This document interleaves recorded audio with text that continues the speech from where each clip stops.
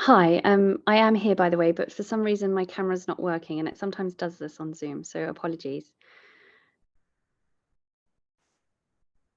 Problem. Hi, Jess.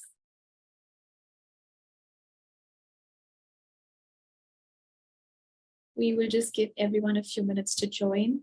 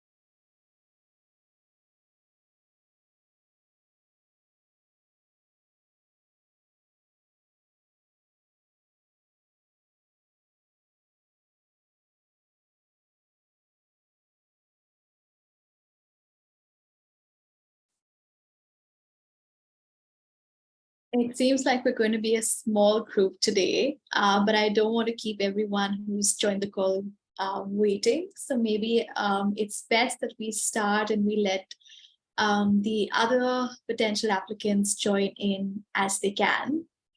I'll just start with a little bit of an agenda setting, and then maybe we can go from there. I will start off with a round of introductions on our end at GSF. And since we are a small group, it'll be nice if you also can introduce yourselves. I can then go in and talk through the presentation on the impacted scale labs, followed by answering some of the questions that we received online. And then maybe if there are any additional questions, we are going to leave a significant amount of time towards the end for your questions and any other clarifying points. And please be assured that we will share the answers to all of these questions in written after the call as well. So maybe I can start off with my introduction, and then I will hand it over to Habib, who is my colleague at GSF. And then we could also hear from you on organizations that you're joining from. So my name is Purnima, and I work as Impact and Innovation Manager at the Global Schools Forum. Primarily, my work has been in supporting the implementation of the first cohort of the Impact at Scale Labs, followed by conceptualizing and launching the second cohort of the labs, focused on early years in Kenya. I also work on projects related to blended finance and innovative financing at the Global Schools Forum, which are focused on providing financing support in the form of debt and innovative grants to organizations in the Global South. And prior to my experience at GSF, I have been working as a management consultant within the education and skills space, focused on supporting governments as well as multilateral organizations and private sector organizations in developing and managing their programs on the ground. And before that, a very small stint with entrepreneurship at my end. So that's all about me, and I'll hand it over to Habib for his introduction. Thank you, thank you, Purnima. My name is Habib. I also work as Impact and Innovation Manager at the Global Schools Forum. I have been supporting the first lab, which is currently ongoing, and then also supporting the implementation of the second lab as well.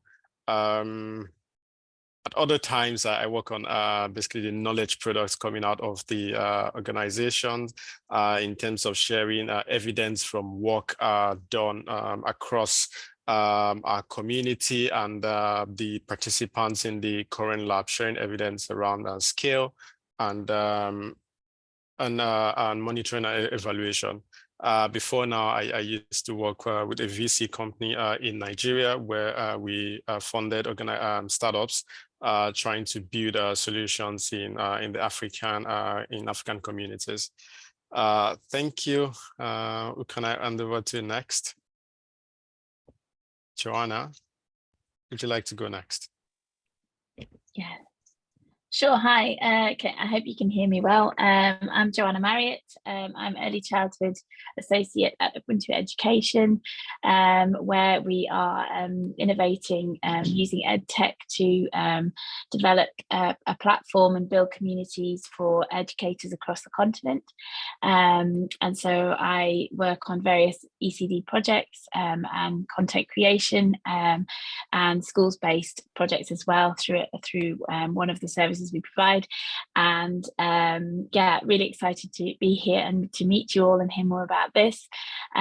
Also, prior to working for Ubuntu Education, I was head of early years at some schools in the UK for the last 2 years. But prior to that, I was 11 years in Malawi, working in an international school with a large early years section and developing kind of contextualized curriculum there, which I loved and I miss very, very much. So great to meet you all and to hear more about your innovation at GSF. Thanks. I'll hand over to Jess. I think she's also.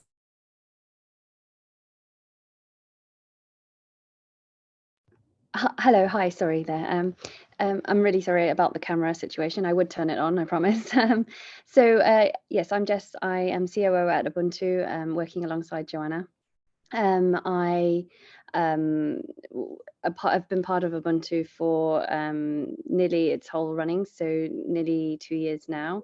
Prior to that, I was a teacher, secondary and also early years, later on in early years, and leading in early years as well. So yeah, I'm very excited to be here and to hear more about this project. Thank you. Thank you. I think we have some more people joining in. So we have Priyanka and Danielle. So Priyanka, would you like to go first? We're just doing a quick round of introductions. Sure. Hi, I'm Priyanka. I am the founder of Learn to Play based in Botswana. We provide free access to early childhood education through playgroups and parenting programs. And one of our areas of expansion is the Kakuma refugee camp in Kenya. Thanks. Danielle?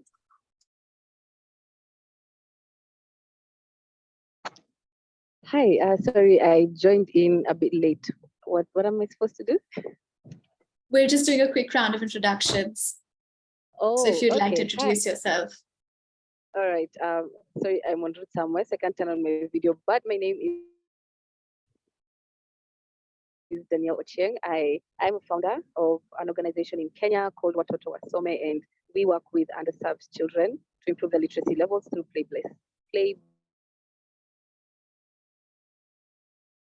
Yes. Yes. Thanks, Daniel. I think that was breaking up a little bit for me, but I think we've got the gist of what you said. Welcome. Great. I think that's the group that we have for today, and we do intend to do a couple of these webinars, so maybe we can share this information with a larger group the next time around. But thanks everyone for showing interest in the program and joining in today. As I had mentioned, we will start off with a few slides on the Impact at Scale Labs program, just talking through what the program is all about and what the application process looks like. We've also received some questions online, so we will go around answering those as well as taking any new ones in the call today. Please feel free to drop in your questions in the chat box, and I would request Habib to be monitoring them from our side, and then we can start to answer them at the end of the presentation. So I'll just start off with a quick introduction of what the Global Schools Forum is. In case you're not familiar with our work, we are an organization, we are a global network of non-state organizations within the education sector. And our vision is that all children realize their potential through safe access to quality education. We do this in collaboration with the non-state education community, which spans over 89 organizations across 55 countries, collectively reaching about 16.2 million children. And the three areas of work that we currently are focusing on is first on testing promising solutions, under which the current program on the Impact at Scale Labs falls. Second is on nurturing a community for learning and development, where we bring in a community of non-state organizations together, where there is a lot of cross-sharing of their work and learning across different contexts. And the third area of support is on policy and partnerships, where we've worked with global education forums on advising as well as consulting on improvement in the policy and partnership space, so that we can impact the operating environment for the non-state education community positively.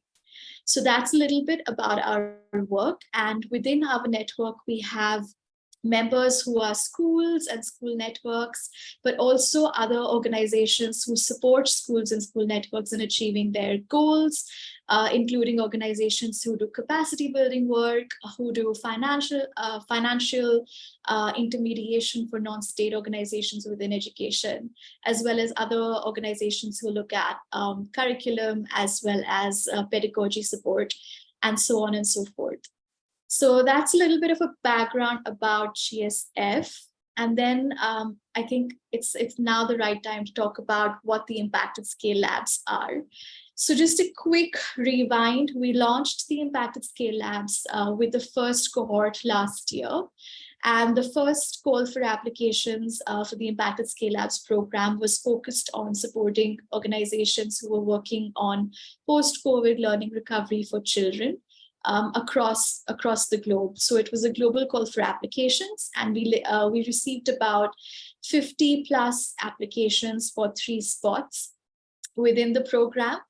And these 3 organizations are now being supported through the labs with the help of flexible funding as well as technical assistance support to improve their programs for scale, as well as to help them strengthen their evidence base and feed that back into their program design and make that an iterative process and an iterative mindset. The backdrop of why the Impact at Scale Labs was launched is because we recognized through our community that there are a lot of education programs that are not designed with scale in mind from the outset, and also that there is a lack of funding and support to help these programs to scale. And scaling programs, as we know, requires a new mindset as well as a new set of tools to drive behavior change within the non-state sector, but also within the public sector. And we at GSF, with the Impact at Scale Labs, want to nurture such impactful solutions and fund them and support them through the program. And we are specifically looking at supporting organizations that are locally led and locally driven within the context that they're working in. Why are we focusing on early years in Kenya? I think it is a pretty evident answer, but I will still go through some statistics because they're there on this slide. The first is that there is a huge gap in access to early childhood education as well as childcare for children aged 0 to 6 globally. And that is evidenced in the statistic from World Bank, which says that more than 40% of children worldwide who are below primary school age, school entry age, lack access to childcare as well as early childhood education. And as we know, quality childcare and pre-primary education sets the foundation for learning, as well as has the potential to yield multi-generational impact. We also recognize that within the Kenyan ecosystem, there is a lot of thrust from the policy side, where with the Vision 2030, there is a call for all girls and boys to have access to quality pre-primary education, so that they're ready for schooling years. However, we also recognize through our consultations and our landscape research that most of the efforts by the government are focused on provisioning for children between 3 to 5 years. And that critical juncture of childcare for children aged 0 to 3 is missed out. We have spent some time earlier this year in Kenya speaking with non-state education actors within this sector, within the childcare and ECD sector, and we realized that there's a vibrant community which exists, which is driving innovation as well as effective partnerships with governments to service the needs of children in the early years. However, achieving scale has been challenging for them, because of one, a lack of flexible funding for implementation. Second, limited support in the form of relationships with scaling partners such as governments and funders. And third, because they lack a dynamic platform to share evidence and to co-learn with other actors within the same space. And that leaves promising entrepreneurs to reinvent the wheel in silos.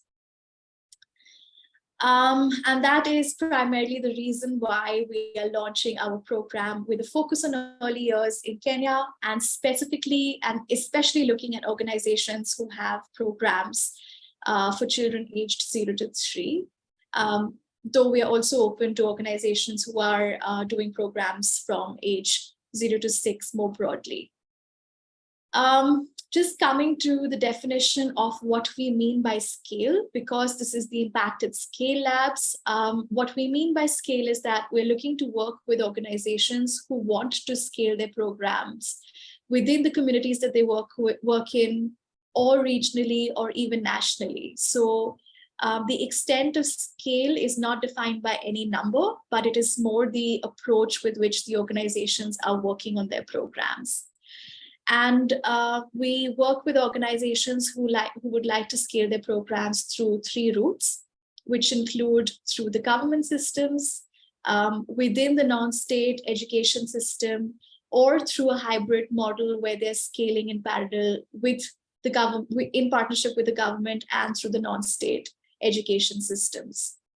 And there are 3 key levers that are guiding our work on scaling programs, which include the first, that we engage deeply with key ecosystem partners, including the governments, including ECD networks, funders, and the wider education community.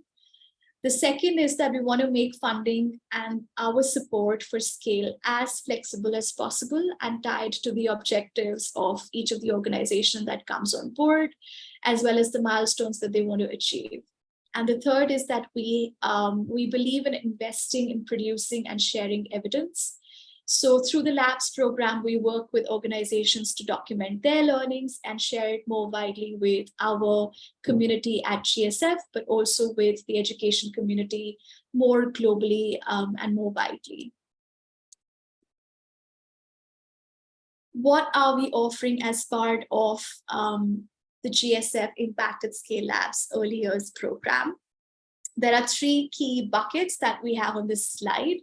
The first is that we are offering flexible funding to organizations up to £75,000, and the application for funding should essentially be made in tandem with the current stage of your organization, the extent of evidence that you have on the impact of your programs, and third, the milestones that you would like to achieve with this funding amount.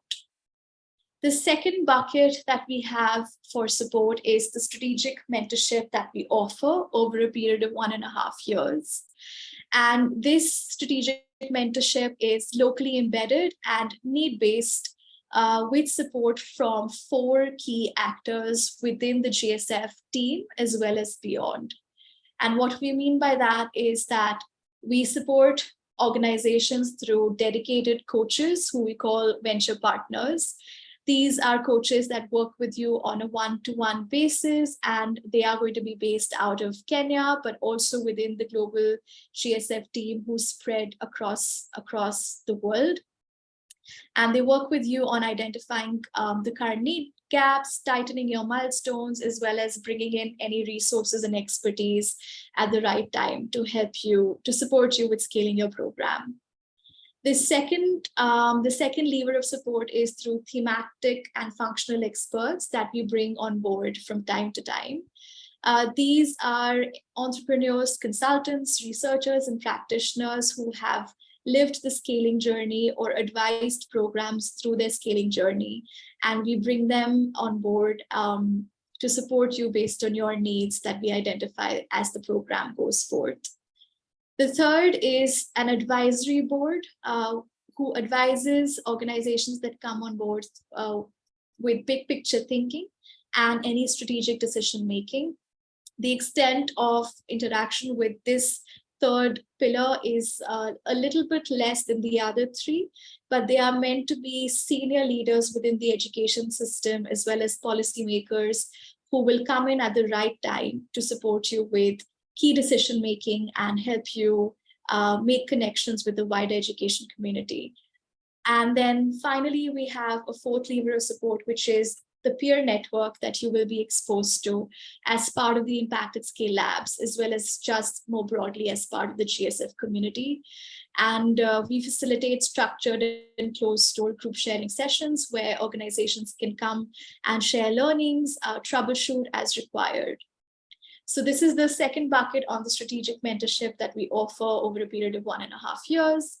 And the third bucket is just an expansion of the 4th point that I mentioned around the peer network, which is the community of support that we offer as part of GSF more broadly, which enables you to make more connections, learn from peers, establish partnerships with the funding community, with governments and other strategic organizations.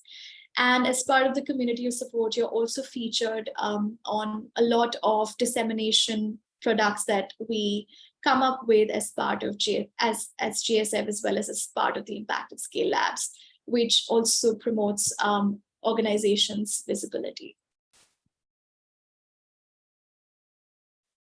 Coming to the journey and the timelines that you can expect as part of the Impact at Scale Labs program. The first phase is the application and selection stage, which will go on, which is now actually going on now as we speak, between July and November. Organizations undergo 2 rounds of the application process. The first is the online applications that you will submit up to September, and the second is an interview with an investment committee that we put together where a panel of experts interview you and try to understand your programmatic needs better. This application phase is expected to run between July and November. And following that, we come on to the onboarding stage, which will run between December to February next year, where we will meet with organizations, sign contracts, and then also facilitate an action-packed offsite in Kenya, which where we will promote a lot of self-reflection on organizations' current stage of growth and their scaling journeys, as well as provide an opportunity for networking and learning through various exercises that we bring to that offsite, as well as various experts that we are able to bring to that offsite. And following the onboarding stage, we enter into the first 6 months of the program, which is called the design, test, and learn stage. Here, the intention of the program is to help organizations build their program and business models, refine their strategies through a testing and iteration approach. Alongside that, we also help organizations start nurturing their connections, whether that's with scaling partners in your current communities or establishing new connections through the scaling routes that you identify as part of the onboarding stage. And on an ongoing basis, we are also gathering evidence and documenting your learnings. At the end of this first phase, we will be defining the milestones for the second phase of the program, which is the test, learn, and scaling phase, which runs up for 12 months or a year, basically. And this phase is focused on implementing your programs based on the updated and iterated models that you come up with in the first 6 months with the support of the GSF team and external experts. And during the implementation stage, we help organizations solidify their partnerships for scale up, and also focus a lot on evidence building, documenting, and sharing your learnings with the wider GSF community and even beyond. And through these different phases, we have support embedded in through the GSF team and through the coaches, as well as we have some planned consultations and workshops and mentorship by advisors, all of which is going to be fine-tuned in consultation with you as the program goes forth, because we want to make this as flexible and as relevant as possible to your scaling journeys. And I think I will just dive a little bit into what the application process looks like, just keeping a quick check on the time. So I will not take more than, I think, 7 minutes on the rest of the slides. But there are 2 stages of the application process, as I mentioned. The first stage is the online applications. The deadline for the online applications is 1st of September. I hope that all of you have accessed the GSF website and had a look at the application packs and the application portal where these applications need to be submitted. So the first round of applications is through the online portal that is mentioned on the GSF website, where organizations will submit responses to a couple of questions and upload any documents as needed. We will take some time to reflect on your applications and come back to you with any further questions between September and October, and come up with a short list of organizations who will proceed to the next stage of the applications, which is the interview with an investment committee. This investment committee is a panel of experts, including experts within the government, the funding space, as well as education leaders. And these interviews are set to take place in November in Nairobi. The shortlisted applicants are going to be notified well in advance, and there will be a workshop with the shortlisted applicants to take them through the process of the interviews and just help them understand what are the kind of details that the investment committee will be looking for. Based on both these stages of the application process, we will be selecting the final list of organizations who will participate in this year's Impact at Scale Labs. And the finalists will be notified by the end of this year. Just touching upon briefly on who can apply to the Impacted Scale Labs program this year. So very broadly, we are looking at promising and locally led organizations who are working with children aged 0 to 6 years in low and middle income communities in Kenya, and who have a bold and definitive vision for scale and are looking to build demonstrable models that can be replicated nationally and regionally. So it is not necessary that organizations are in the growth stage currently, but they should be past the proof of concept stage, and they should have a desire to scale up their program, whether that's within the region or more nationally. And there are a couple of criteria that we have mentioned in the application pack as to who will be eligible to apply for this program. Just touching upon these very, very briefly. The first is that any organization who's applying to the program should be a GSF member. And if you're not currently a GSF member, then you should go and apply on the GSF website to become a GSF member in parallel to submitting your application for the labs program. So you need not wait for the results of your GSF membership before you apply to the labs. You can make both those applications in parallel. We will be reviewing them in parallel at our end, and conditional to you being eligible for GSF membership, we will proceed your application for the labs. The second is that your ultimate program beneficiary needs to be children aged 0 to 6 years in low and middle income communities in Kenya. And the third eligibility criteria is around the type of program that you're running for the early years. This could be either a direct delivery program where you're running childcare centers, schools, or a network of centers and schools.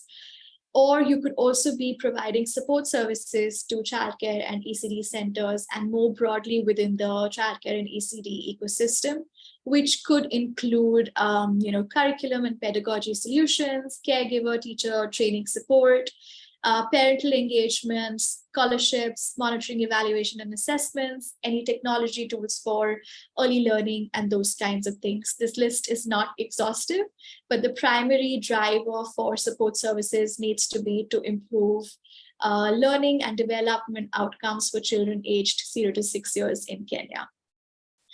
You should be operational in Kenya at the time of applying for the programs. And what we mean by that is that your program should be operational in Kenya for over a period of 1 year.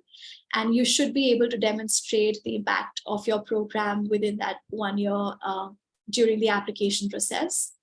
If your program is currently not operational in Kenya, but you do have your program for early years operational in any other countries in Africa for over a period of 1 year, and you can demonstrate evidence of scaling up your program within the Kenyan ecosystem, then you're also going to be eligible to apply. So in short, if you have a program which is operational for more than 1 year in any other African country, and you have made significant or substantial progress in expanding that program within the Kenyan geography, you can also apply for the program.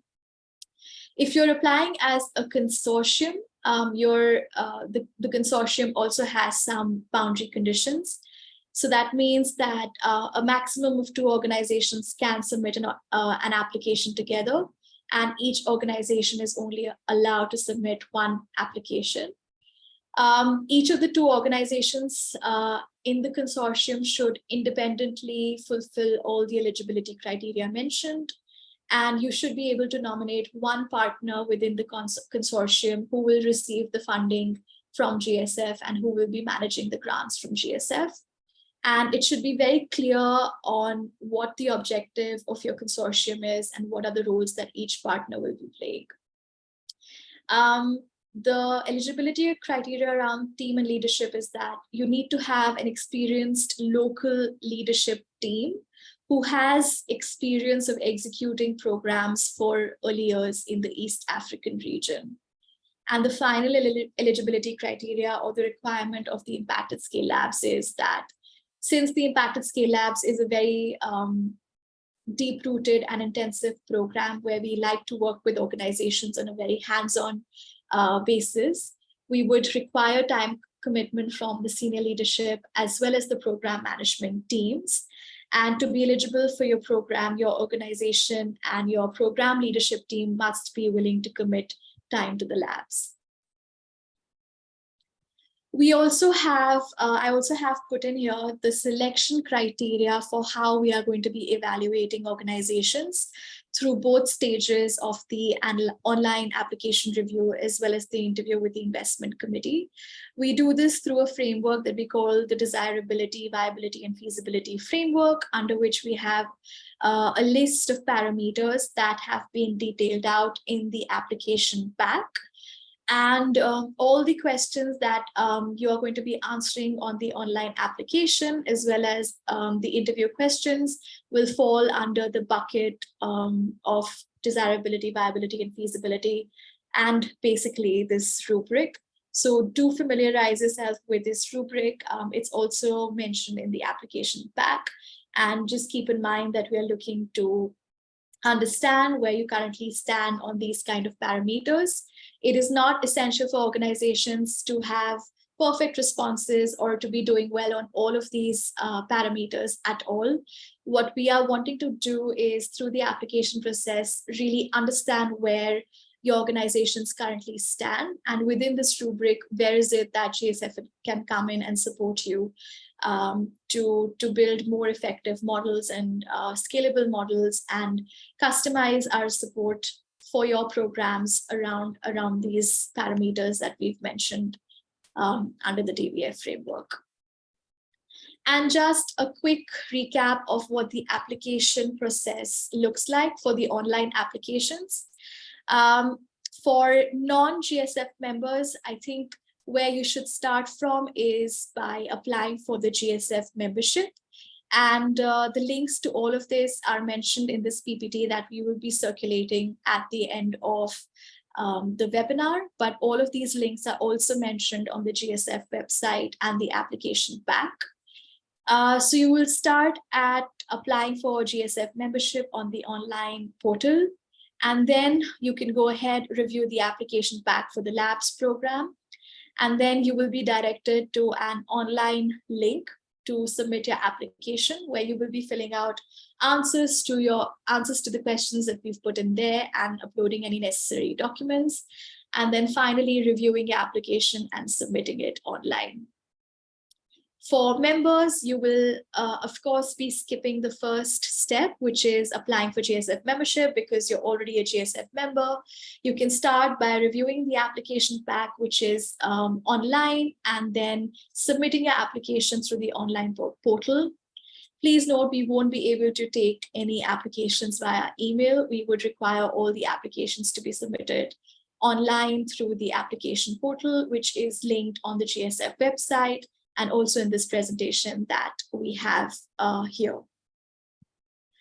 That is it on the program and the application process. As I did mention, we did receive a few questions online from yourselves, which we have documented here, and I can go through them in this call, and then also take any additional questions that you might have. And we will be circulating this later on, so you do not need to take any notes at the moment.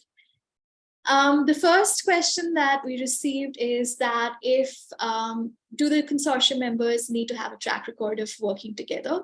So the answer to that is that prior track record of working together is not necessary. However, the objective of your consortium needs to be very, very clear. And you should be able to demonstrate how and why the partnership has been formulated, and what is the expected role that each of the partner will play to achieve the desired milestones for your program for early years in Kenya. The second question that we received was if there is a requirement for the organizations to be registered businesses in Kenya. So the answer to that is that it is not necessary to be a registered business in Kenya, as long as you fulfill 3 of the criteria that I will be mentioning now. The first is that your program for early years should be operational for more than 1 year in Kenya or any other countries in Africa. The second is that you should be able to demonstrate evidence of your program for early years in Kenya, or if you're not currently in Kenya, currently operational in Kenya, you should be able to demonstrate evidence of making attempts to scale within the Kenyan ecosystem. We unfortunately won't be able to review any applications from organizations who've not been able to make any progress in scaling their programs in Kenya. And the third is that you need to have an experienced program leadership team in place who has lived experience of executing programs for early years in the East African region. So if you fulfill these three eligibility conditions, it is not necessary for your business to be registered in Kenya. The third question, and I'll just take a pause to say if you have any follow-up questions, please do plug that into the chat. We will try to answer those after I go through this list of 5 questions. So the third question is, since our proposal may address several of the service provision areas, it would be interesting to know how best to express this or narrow it down to one for the purpose of the application.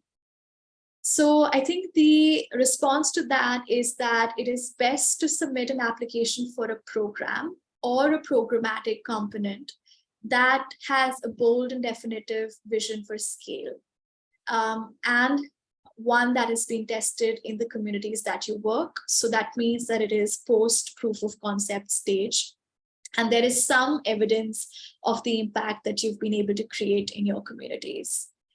Please also do note that your online applications will be reviewed in line with the funding proposals that you make in order to determine the coherence of the requested funding amounts with the current needs and aspirations, your current organization stage and size,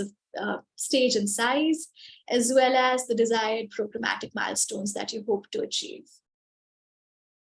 The fourth question that we had was around, can a non-governmental organization that doesn't have its own ECD center apply and partner with ECD centers? So it is the requirement for this is that both organizations that apply as a consortium needs to have prior experience of running programs for the early years. And those programs could include direct delivery of services to childcare and ECD, or it could include support services to improve outcomes for this age group. And then the other criteria that we have around consortium is mentioned in the eligibility criteria in the application pack, which you will need to fulfill before you can submit an application. And the final question that we received online is that, is there support in building strong evidence-based research to prove an organization's impact with more focused methods like randomized controlled trials?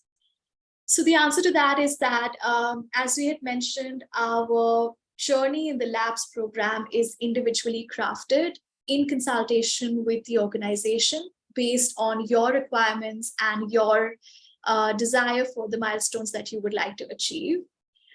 Based on this, the JSF team helps and works with organizations to refine your programmatic milestones and agree on funding tranches based on those milestones. And these milestones previously have been tied to testing your program design, strengthening your M&E systems, and any other evaluation studies, as well as building up your organization capacity. So the answer to this question more directly is that previously we have provided support for M&E frameworks, theory of change. We've also supported organizations in helping them design their A/B testing evaluation. But if your organization specifically wants to apply for funding in order to run a randomized controlled trial for your program, we would need to assess that on a very case-by-case basis, because we ultimately want to be able to support programs and support milestones in applications that are catalytic and that will help your program to scale. And if we do decide to fund such an application, we will be orchestrating the support that you need through the GSF team and through any other external consultants, so that we can support you in running and designing that randomized control trial. But again, I think this is something that we will need to individually assess between the GSF review committee as well as within the investment committee, whether we can support an organization fully for running a randomized control trial for their program. I will pause here and I will just open up the chat window. Okay, there is no question in the chat window as of now. But if there are any questions at the moment, I'll be happy to take those. I will just let you unmute yourself. If you could just raise your hands and then we could ask you to unmute yourself and ask the question as needed.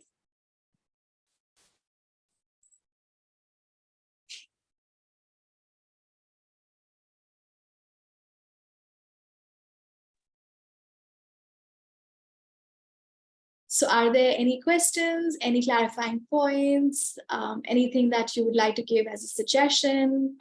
Now is the time, so please go ahead and raise your hand or put it in the chat window.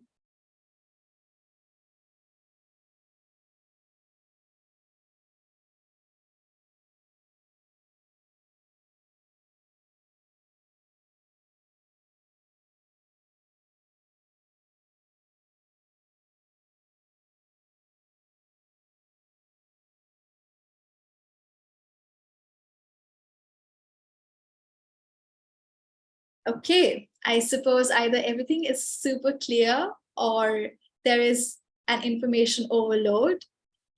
In either of those cases, thank you so much for joining today's webinar. I hope that you have already reviewed the materials that we have on the GSF website around the application process and the application requirements. Please do keep an eye on GSF's social media handles, including the LinkedIn page.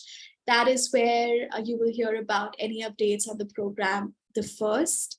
And in case you have any other questions, please do feel free to write us an email on the email ID mentioned on the screen right now. Is there anything else? There's one question. Yeah. There's one question in the chat. Should I read it out? Or do you want to look at it? I can have a look at it. So the question from Danielle is that, is there a balance criteria of fairness between organizations that have been running for years and have lots of evidence and those that don't? That's a very good question, Danielle, and that's something that we have very intentionally built into our scoring rubric. If you have a look at the application pack, section B talks about the opportunity for catalytic impact that GSF can make in partnership with organizations that we onboard for the program. So we are definitely looking at organizations where we have an opportunity to build catalytic impact and not just support organizations that have been running their programs for many, many years and have a lot of evidence gathered for their program. And that is where we will be scoring organizations who have a strong proof of concept and a strong programmatic model, and who may not have evidence of running their program over several years. So we have assigned a minimum weighting where organizations where we have an opportunity to create a catalytic impact are then scored further in the subsequent questions. And even when we are looking at evidence of impact, we are going to be very mindful through our scoring rubric in terms of how many years an organization has been operational for and where they are at their current stage of growth.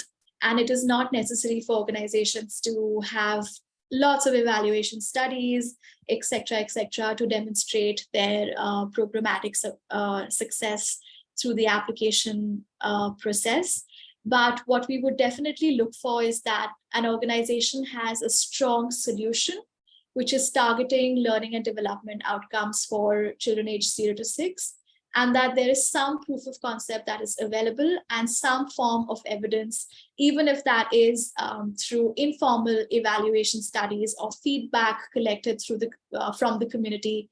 That is also something that we accept as evidence for the program. So make sure that you upload that in your application form. And yeah, I think the scoring rubric definitely takes care of how we can balance out our scoring process for organizations that have a longer history of running their program in ECD and some of the newer organizations.